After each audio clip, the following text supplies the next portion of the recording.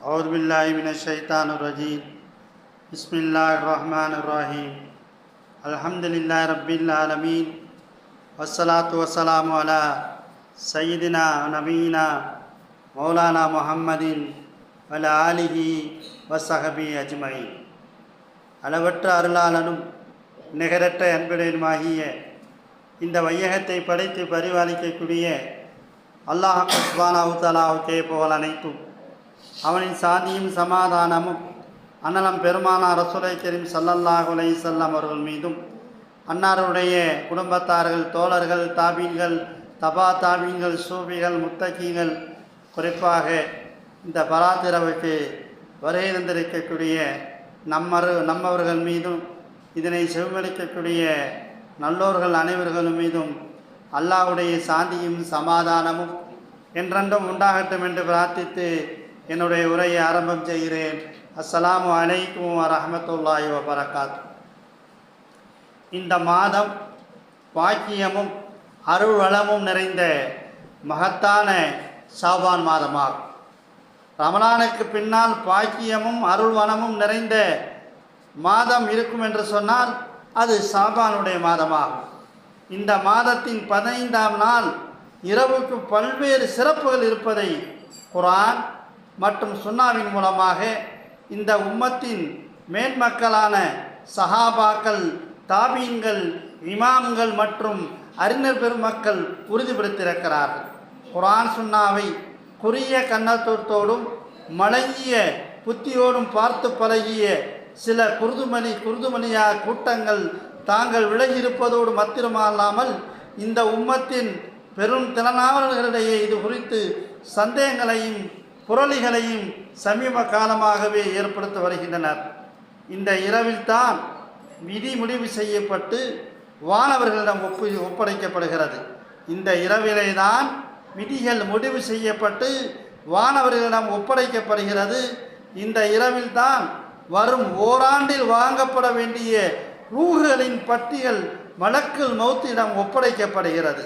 இந்த இரவில்தான் அல்லாஹ் முதலாவது வானத்திலே வருகை புரிந்து வாழ்வாதாரத்திற்காக, உடல் ஆரோக்கியத்திற்காக, பாவ மன்னிப்பிற்காக துவா செய்பவர்களும் யாரும் உண்டோ என கேட்கிறார்.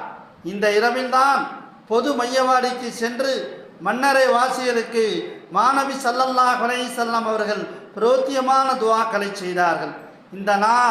இந்த நாளின் இரவிலே நின்று வணக்கம் புரிவது, பகலிலே நோன்பு நோற்பதும் இறைவனுக்கு மிக உயர்ந்த செயலாகும் என ஹதீஸிலே வந்துள்ளது.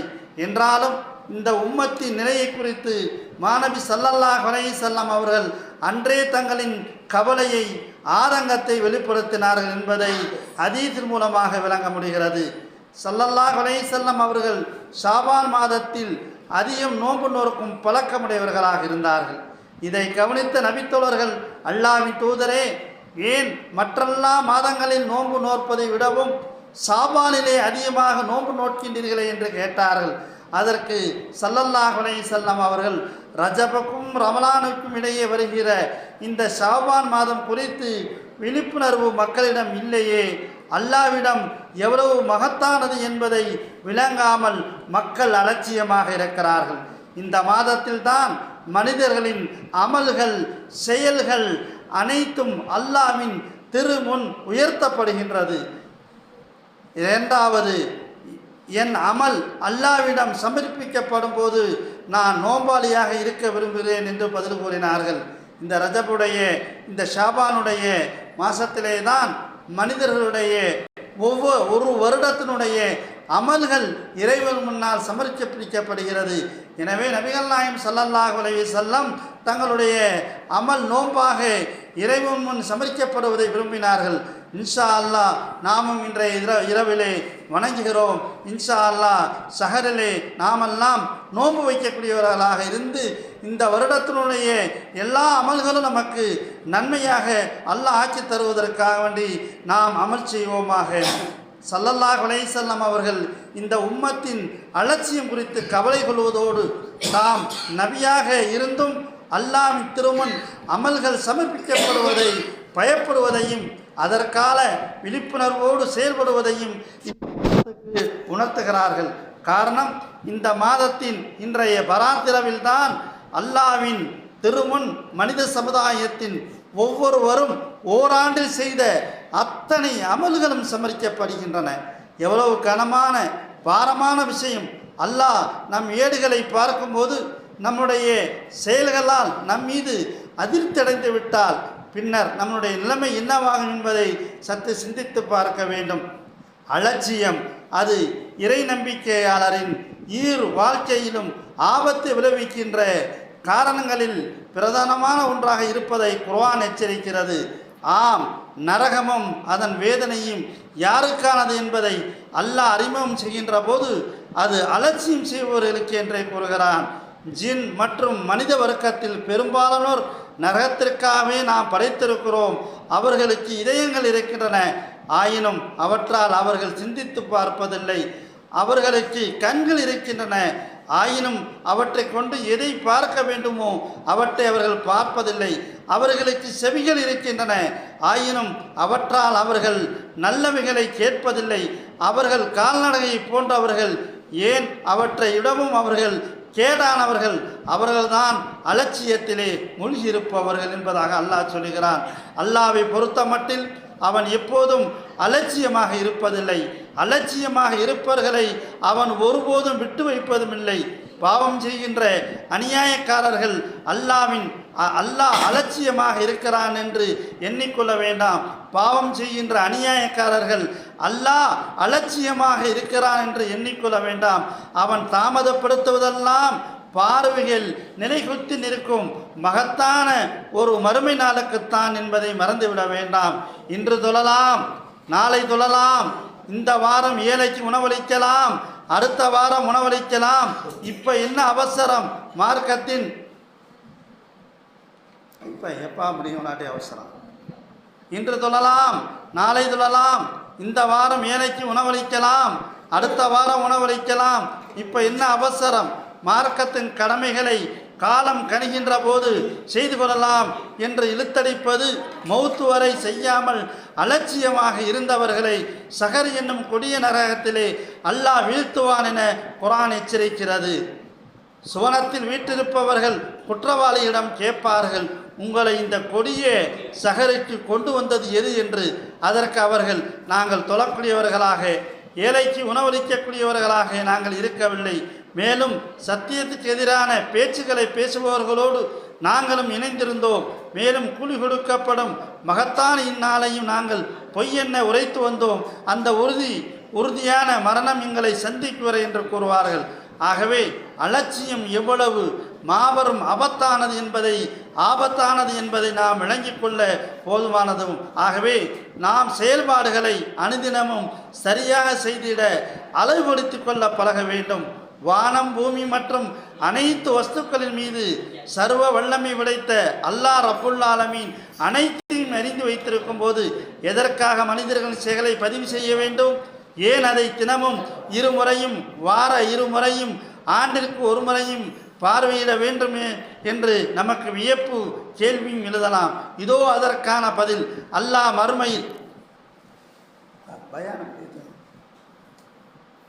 மறுமையில் மரணமே இல்லாத ஒரு வாழ்வை அமைத்து வைத்திருக்கிறான். அந்த வாழ்வானது ஒன்று இன்பங்களும் உல்லாசமும் நிறைந்த இனிய சுவனத்தில் இருக்கும், அல்லது துன்பங்களும் கொடிய வேதனைகளிலும் நிறைந்த நரகத்திலே இருக்கும். அல்லாஹ் மனித சமுதாயத்தின் உலக வாழ்வை மறுமையின் நிரந்தரமான இவ்விரண்டு வாழ்விற்கான பரிசோதனை தலமாக அல்லாஹ் அமைத்துள்ளான். ஆகவே மரணத்தையும் வாழ்வையும் அல்லாஹ் குர்ஆனிலே சொல்கிறான், அல்லதி கலக்கல் மௌத்த வல் ஹயாத லியப்லுவக்கும் அய்யுக்கும் அஹ்ஸனு அமலா. அவனே மரணத்தையும் வாழ்வையும் ஏற்படுத்தினான், உங்களில் யார் மிக சிறந்த செயல் புரிகிறவர்கள் என்று உங்களை சோதிப்பதின் பொருட்டு. உலக வாழ்விலே அழகிய மிக சிறந்த செயல்களை செய்தவர்களை இனிய சுவனத்திற்கும், மோசமான தீய செயல்களை செய்தவர்களை கொடிய நரகத்திற்கும் நிரந்தரமாக வாழ அல்லாஹ் அனுப்புவான். ஏன் நான் சுவனத்தில் வந்தேன் என்று சுவனம் செல்பவர் தெரிந்து கொள்வதற்காகவும், நான் ஏன் நரகத்திற்கு வந்தேன் என்று நரகில் புகுந்தர் தெரிந்து கொள்வதற்காக வேண்டியும் அல்லாஹ் செய்த மகத்தான ஏற்பாடுதான் இந்த செயல் பதிவேடாகும். அன்று தன் வலகரத்திலே யாருக்கு செயல் பதிவோடு திறக்கப்படுகிறதோ அவர் கூறுவார், தேவ் பாருங்கள், என் செயல் பதிவேட்டை படியுங்கள், நிச்சயமாக என்னுடைய கணக்கை நான் சந்திப்பேன் என்று நான் எண்ணியிருந்தேன். இத்தேயர் மனத்திற்கு தகுந்த வாழ்க்கையிலே பல குலைகள் தாழ்ந்து கொண்டிருக்கும் உன்னதமான சூனத்திலே வீட்டிருப்பார். அவர்களிடம் கூடப்படும் சுவையாக உண்ணுங்கள், பருகுங்கள், கடந்து சென்ற நாட்களிலே நீங்கள் புரிந்த செயலுக்கு மகத்தான பகரம் என்பதாக. மேலும் தன்னுடைய இடக்கரத்திலே வலக்கரத்திலே சேப்பாட்டவர்களுடைய செயல் எப்படி என்பதை பார்த்துவிட்டோம்.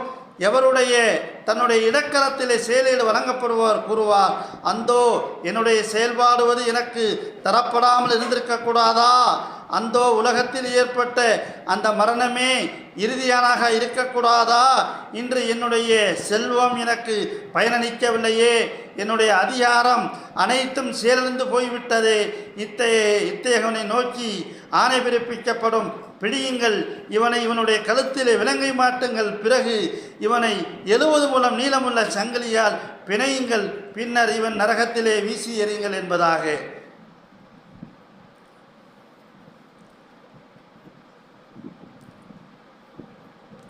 மேலும் ஒவ்வொரு மனிதனின் அதாவது சகல குணத்தையும் நாம் அவனுடைய கழுத்திலேயே மாற்றிவிட்டிருக்கிறோம். மேலும் மறுமை நாளில் செயல் பதிவேட்டை அவனுக்காக வெளிப்படுத்துவோம்.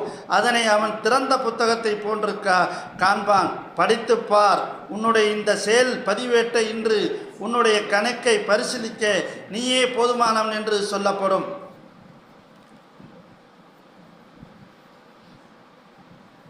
நபிகள் நாயகம் ஸல்லல்லாஹு அலைஹி வஸல்லம் அவர்கள் கூறினார்கள், நிச்சயமாக செயல்கள் எல்லாம் எண்ணங்களை பொறுத்தே அமைகின்றன. அல்லாஹ் கூறியதாக நபி ஸல்லல்லாஹு அலைஹி வஸல்லம் அவர்கள் கூறினார்கள், என்னுடைய அடியான் ஒரு நல்ல செயலை செய்ய மனதிலே எண்ணிவிட்டால் அவன் செய்யாத போதும் அதற்காக நான் அவனுக்கு ஒரு நன்மையை எழுதுகிறேன். அவன் அதை செய்துவிட்டால் 10 நன்மைகளை அவனுக்கு நான் எழுதுகிறேன். அதுபோன்று ஒரு அடியான் தீய செயலை செய்ய மனதிலே எண்ணி அவன் செய்யவில்லை என்று சொன்னால் அவனை நான் மன்னித்து விடுகிறேன். அவன் அதை செய்துவிட்டால் ஒரு தீமையை மட்டும் எழுதுகிறேன். இதனை சொல்லிய நபி ஸல்லல்லாஹு அலைஹி வஸல்லம் அவர்கள் தொடர்ந்து கூறினார்கள், தீய செயலை செய்ய நாடி அடியான் அந்த தீய செயலை செய்ய சந்தர்ப்பம் தேடிக்கொண்டிருந்தால் வானவர்கள் அல்லாவிடம், அல்லாவே இதோ இந்த அடியான் இன்ன தீய செயலை செய்ய தீவிரமாக சந்தர்ப்பத்தை தேடிக்கொண்டிருக்கிறான் என்பார்களாம். அப்படியானால் அவனை தொடர்ந்து கண்காணித்து கொண்டே இருங்கள்.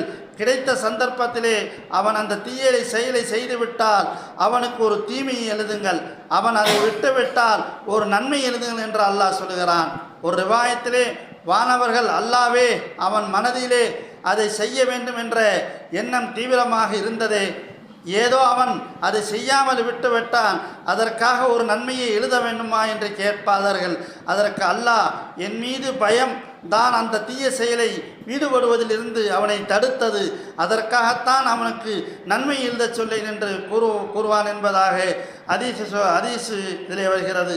அபு உமாமா ரலியல்லாஹு அவர்கள் அறிவிக்கிறார்கள், ஒரு நாள் நபி ஸல்லல்லாஹு அலைஹி வஸல்லம் அவர்கள் எங்களிடம், இன்று உங்களில் நோன்பு நோட்டிருப்பவர் யார் என்று வினவ அபூபக்கர் ரலியல்லாஹு தஆலா அன்ஹு அவர்கள் நான் என்று பதில் கூறினார்கள். இன்றைய தினம் உங்களில் ஜனாசாவிலே கலந்து கொண்டவர் யார் என்று வினவ அதற்கு அபூபக்கர் ரலியல்லாஹு நான் என்று பதில் கூறினார்கள். இன்றைய தினம் உங்களிலே ஒரு ஏழைக்கு உணவளித்தவர் யார் என்று வினவ அபூபக்கர் ரலியல்லாஹு அன்ஹு அவர்கள் நான் என்று பதில் கூறினார்கள். இன்றைய தினம் உங்களிலே ஒரு நோயாளியை சந்தித்து நலம் விசாரித்தவர் யார் என்று வினவ அபூபக்கர் ரலியல்லாஹு நான் என்று பதில் கூறினார்கள். அப்பொழுது அல்லாஹ்வின் தூதர் ஸல்லல்லாஹு அலைஹி வஸல்லம் அவர்கள் சிரித்தவர்களாக, என்னை சத்தியத்தை கொண்டு அனுப்பிய அந்த இறைவின் மீது ஆணையாக, எந்த ஒரு மனிதர் நல்லறங்களான இவை அனைத்தையும் மொத்தமாக செய்தாரோ அவர் சொர்க்கத்திலே நுழையாமல் இருப்பதில்லை என்றார்கள்.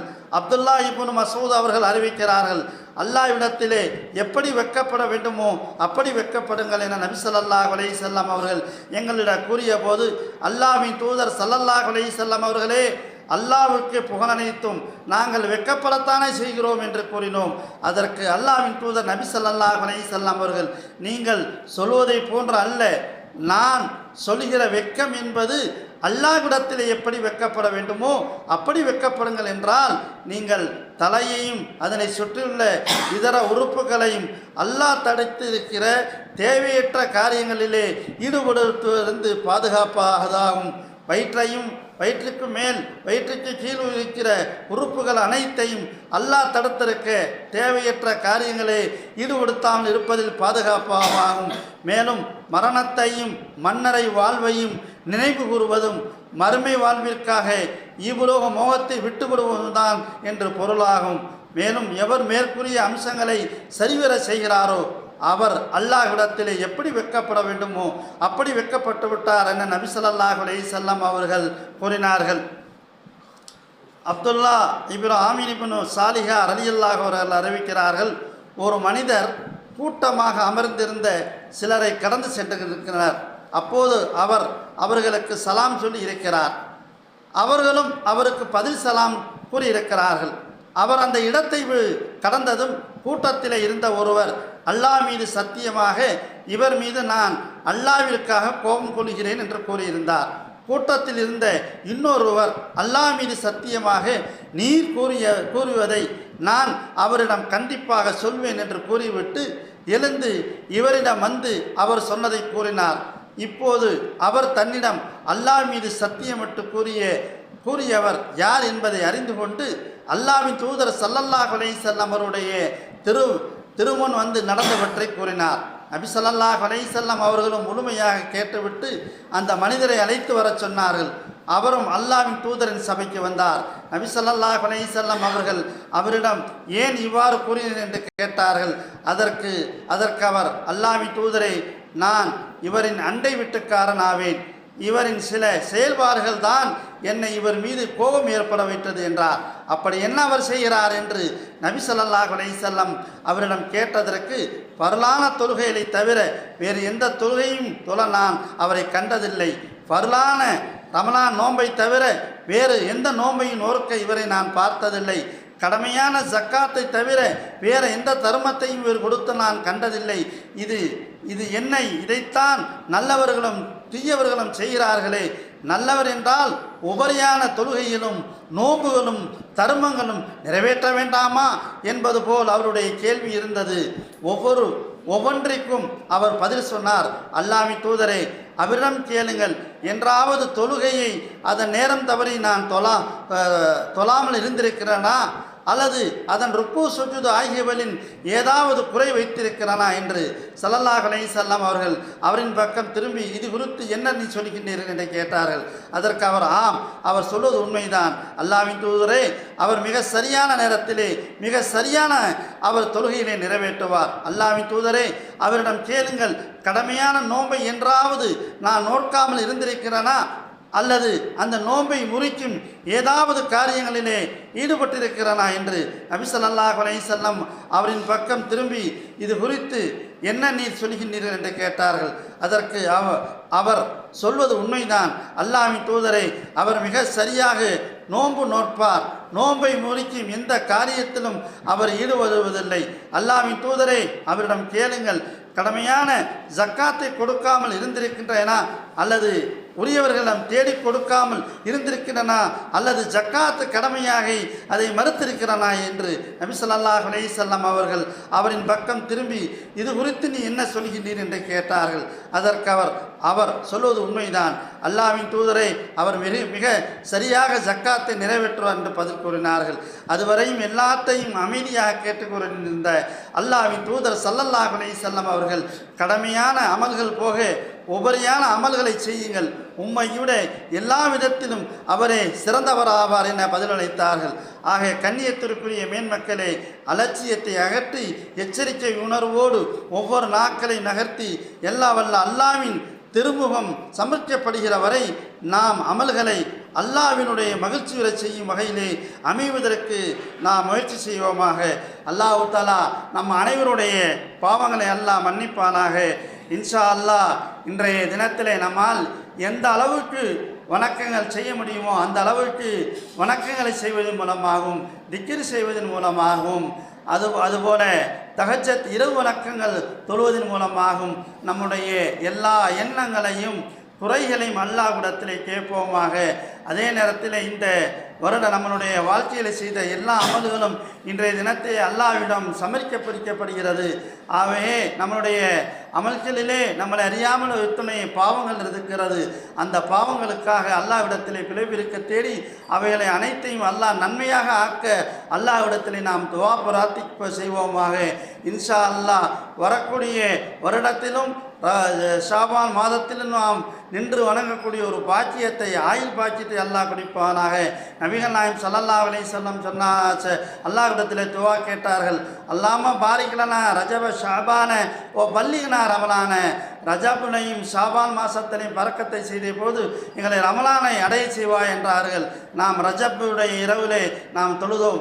அல்ஹம்துலில்லாஹ் இன்றைக்கு ஷாபானுடைய இரவிலே தொழுகிறோம். இன்ஷா அல்லாஹ் ரமலானுடைய காலத்திலும் நோன்பு நோற்று அதிலும் தொழக்கூடிய பாக்கியத்தை அல்லாஹ் நமக்கு அனைவர்களுக்கும் தந்தருள் புரிவானாக. அல்லாஹ் தஆலா இந்த இரவிலே நாம் வணங்கக்கூடிய வணக்கங்களை அல்லாஹ் ஏற்றுக்கொள்வானாக.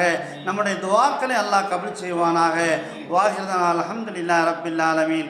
அஸ்ஸலாமு அலைக்கும் வரஹ்மத்துல்லாஹி வபரகாத்துஹு.